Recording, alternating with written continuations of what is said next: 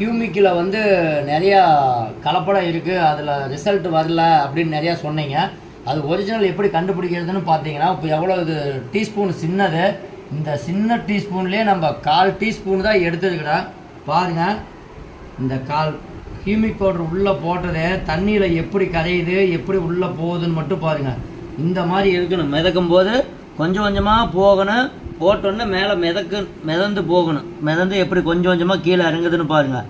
இந்த ஹியூமிக் வந்து உள்ளுக்குள்ளே போனாலும் கரைஞ்சாலும் கீழே ஒரு படிவு மாட்டம் படையும். அதே மரத்தூளாக இருந்தால் கரைஞ்சி போயிடும். அந்த கறித்தூளாக இருந்ததுன்னா இப்போ இந்த மாதிரி கரைஞ்சிருச்சு அப்படின்னா கொஞ்சத்துக்கே இவ்வளோ அப்படின்னா நம்ம 1 கிலோ போடும்போது எப்படி இருக்குது, 200 லிட்டர் பேரலுக்கு 1 கிலோ போட்டோம்னா போட்டு நல்லா கலக்கிவிட்டு நம்ம காட்டில் கொடுத்துட்டோம் அப்படின்னம்னா மண் பார்த்திங்கன்னா இது மண் கொடுத்ததுனால மண்ணில் உள்ள நுண்ணுயிரிகளுக்கான உணவு வந்து இது நல்ல உணவு.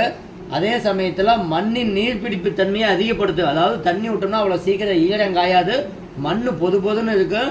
மண்ணில் வந்து வேர் வளர்ச்சியை தூண்டு. அதாவது மண் பொதுன்னு ஆகிட்டாவே வேர் வேகமாக வளர, கீழே எந்த அளவுக்கு வேர் வேகமாக வளருதோ அந்த அளவுக்கு மேலே வந்து கிளைகள், காய்கள், பூக்கள் நமக்கு அதிகமாக கிடைக்கும்.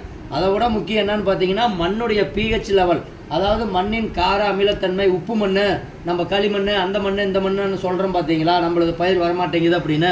அந்த மாதிரி மண்ணுக்கெல்லாம் இதை கொடுக்கும்போது அதனுடைய தன்மையை வந்து மாற்றி கொடுக்கறது அப்படின்னா மண்ணைவே நல்லா மாற்ற கொடுக்க. ரெண்டாவது அதை விட முக்கியம் இன்னொன்று என்னன்னு பார்த்தீங்கன்னா, நம்ம பலதானிய விதைப்பு விதைக்கணும் பார்த்தீங்களா, பலதானிய விதைக்கும் போது மண்ணில் வந்து அங்கக கார்பன், அதாவது ஆர்கானிக் கார்பனை இன்க்ரீஸ் பண்ண அதிகப்படுத்தி கொடுக்க. அந்த வேலையை இதுவும் செய்யும்.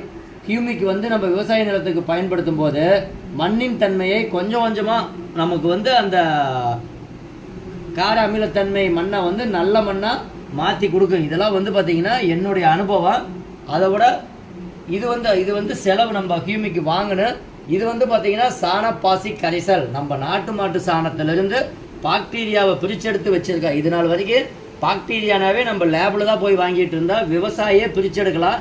இதை எப்படி நாட்டு மாட்டு சாணத்துலேருந்து இந்த பாக்டீரியாவை பிரிச்செடுக்கிறதுங்கிற வீடியோ லோகு இயற்கை விவசாயம் அப்படிங்கிற என்னுடைய யூடியூப் சேனலில் என்னுடைய பதிவுகள், கண்டுபிடிப்புகள், அன்றாட பதிவுகள் அனைத்தையும் நம்ம பதிவிட்டுக்கிட்டு வர்றோம்.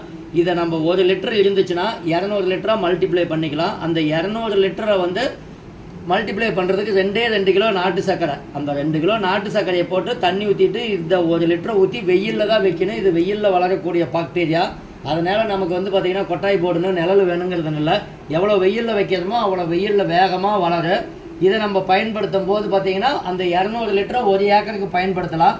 அப்படி பயன்படுத்திட்டு அதுலேயே 5 லிட்டர் மிச்சம் வச்சுக்கிட்டு மறுபடியும் சாணத்துக்கு பதிலாக சர்க்கரையை போட்டால் அப்படின்னா அந்த பாக்டீரியா வந்து